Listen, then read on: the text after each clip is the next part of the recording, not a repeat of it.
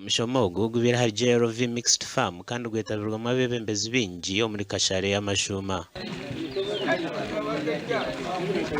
Abahikira ha mushomogo babandize kurambuzibwa kandi kwegesibwa okuba kubasa kugoborora omukuri sente.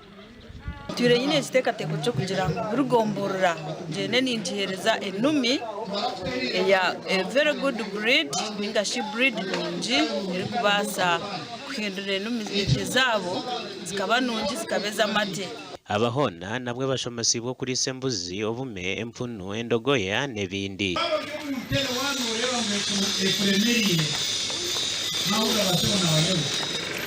Abeebembezi ababire batebekanisa omushomogo bashabira abantu okuri senyamisho zibari kubasa kwenda kugobororamu. Nsubira nti abantu baffe bonna abaze okusoma kino bakyagadde nnyo era bagenda kuddayo mu bitundu gye bava nga bayize ebintu bingi. Ntabwo cyangwa cyona cyari abeebembezi bo bashimye kuba example bashimye kuba bari entrepreneurs binakasente barikubasa kushomesa abana babo batini kushabiriza bakatungura amakagabo at the same time barikatunga ko makagabo umubirigi zabo umucyaro baba kushomira ati nkimanyisa ngo babatunga knowledge ne bahihi n'abantu bo mu cyaro mbashikayo bashomera wabo.